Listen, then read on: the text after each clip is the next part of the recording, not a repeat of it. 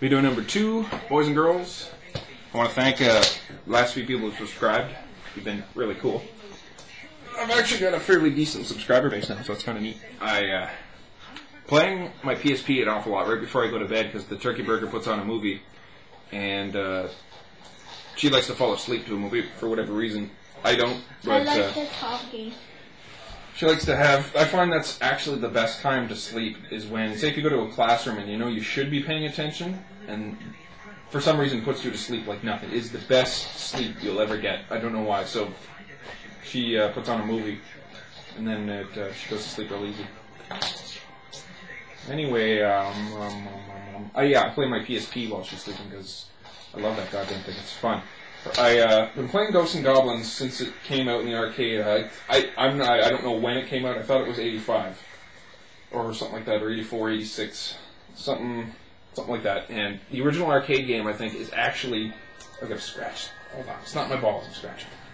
I think it's actually the hardest game ever invented because I used emulators to run the arcade game on my laptop, and even with save states where you can save at any time and reload from that point over and over and over, I still couldn't beat it. It was that fucking hard. I played it for like days and I couldn't beat it. It was that. I just gave up. I usually never give up on a game. But anyway, so I played that forever and I loved it. Played it on the old Nintendo, and then I played the one that came out after that, Ghouls and Ghosts, which was awesome. Like, they gave you new upgrades and shit. And I loved how you could charge up your armor and, you know, do something cool with it. And there were treasure chests everywhere. And then Part 3 came out on the Super Nintendo, and they added new weapons and a new level of armor and all this different shit. It was really cool, actually. I enjoyed it.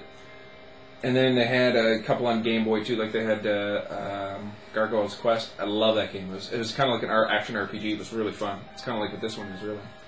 And then I think they've had a couple since then. I don't know. I've been out of the loop. But then I saw this for PSP, and I wanted to download it and have a hacked emulator or whatever, but I upgraded to the 3.95 firmware, and I can't. So anyway, I had to have the game because it's awesome. So I started playing it, and it took me a while to get used to it because the rules are a little different now. You don't just take one hit and your armor's off. You can actually take 2 with your normal armor, which is kind of cool. And the graphics are awesome because it's the first 3D. They kind of did what Castlevania Symphony of the Night did. They could have made a 3D game, but it wouldn't have been as good. They made a 2D game with as much 3D influence as they could. So your character is like polygonal and everything, but it's totally 2D, so you don't have to do anything extra. Like, there's not an extra dimension that you have to worry about. It's really sweet. The graphics are awesome. The sound is awesome. Not only that, this game has just ridiculous replayability. It took me so many hours just to beat the thing the first time because it is very challenging. And now they have a new thing where when you die, you know, if you fall in a hole, then they'll put you up, you know, the closest platform or whatever. But in this one, when you die, they resurrect you right where you were, so you can keep going, right? Because the game is so hard. Like, there was an ultimate mode where it plays like the older one, where you have your life, and then when you die, it starts you off at the start, halfway point of the level. But I couldn't even imagine playing on that difficulty because I'm playing on normal, and I still haven't fully beaten it yet. So you go through this game, and there's like 1-1, 1-2. You know, 2-1, 2-2, 3. I think there's just one part to 3, but it's really goddamn long. And then there's 4-1, 4-2, and then there's, or something like that. Anyway, there's a bunch of different levels, and you can collect warp staffs to be able to go back to any of these levels at any time. But it costs you mana. Like, you have 10 mana in your bar, and at first you just get this explosion magic, and it costs you like 4. But it does a nice little radius around you, so in case you're getting swarmed, you just do that. And then the most common item that the guys drop, those little pots, is actually mana, so you can keep, you know, filling up your mana. And eventually you get items that help reduce the cost of your mana, so you can, you know, cast more spells, get more bang for your buck. And there's 10 spells in the game, so there's a lot. It's really fucking cool. Like, there's only one spell I think that's not useful at all. It's this kind of forward flamethrower one that really just doesn't really have a use. I don't know, I've not really found a good use for it yet. Like, every other spell in the game has at least one really good use. It's just awesome. And then it's cool too because he has his normal, like, silver armor, and then he can upgrade to like this blue armor with a mohawk, which is it only takes one hit to send him back down to the silver armor, but it has an extra magic level. So when you use magic, it's bigger explosions, bigger spells, like all that stuff. And then you can go up one more level to this emperor armor, has the biggest magic power. So when you use your explosion, it's like huge.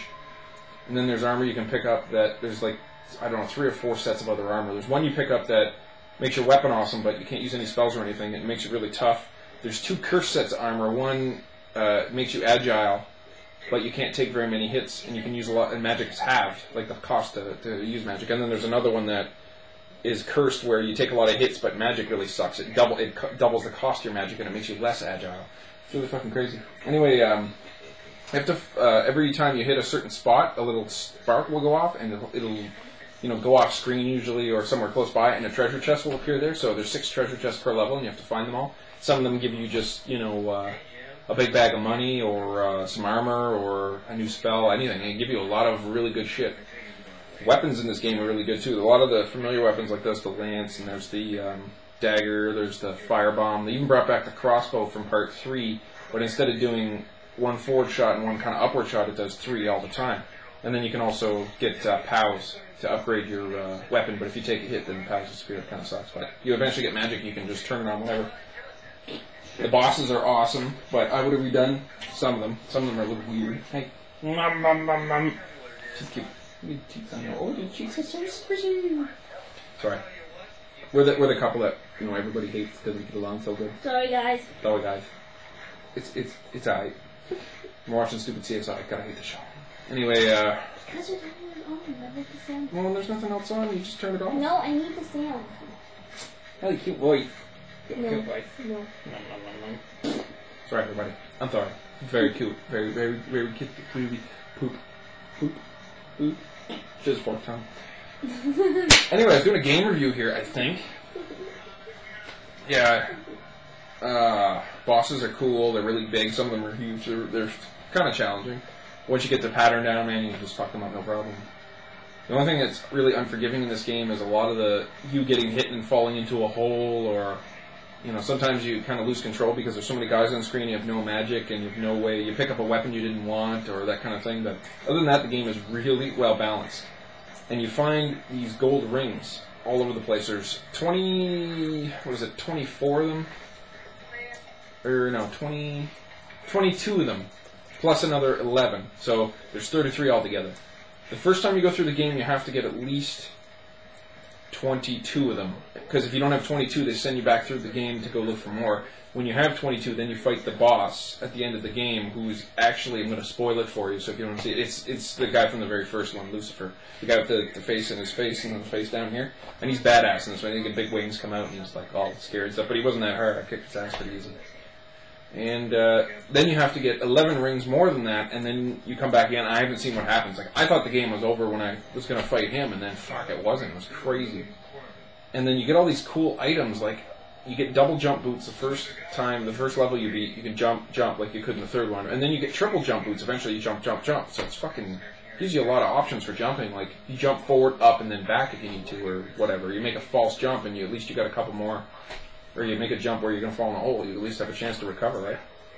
There's a pendant that reduces your magic cost, and I guess you get to, 5 million points without dying, and you get another level reduction on your magic, so you can, this show's so fucked up. Reduces your magic cost even more. Then there's armor you can get that helps you, it's angel armor, so it helps you fly. You can just float around wherever. Then that's fucking handy. I thought at first, I was like, oh, that's kind of lame, being able to fly. But when you play this game so much, you're like, man, I want to get to every little corner, and most of it you can't get to without flying, so it's ridiculous. And then it's cool, too, because towards the end of the game, actually on the last level, you get a spell that lets you open up these, like tombstones that you see throughout the whole game. There's tons of them everywhere, and I didn't even know you could break them, and then you get a spell that lets you go back and break them all, and there's something crazy in each one, like, sometimes it's something helpful, sometimes it's not, like it's a fucking saw blade or whatever, kick you in the face.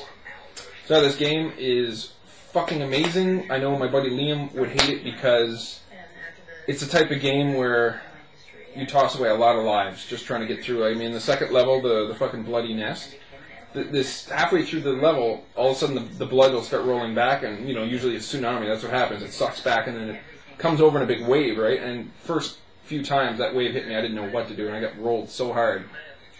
So I mean, I know he's the type of guy that would get frustrated over that type of, that type of gameplay. You can die very easily in this game if you're not very, very agile. Oh, I'm going to run out of time. Got 12 seconds left. Anyway, if you have a PSP or whatever, I would highly suggest you get it or download it or whatever. It is fucking awesome. One of the best games I've played in a long time.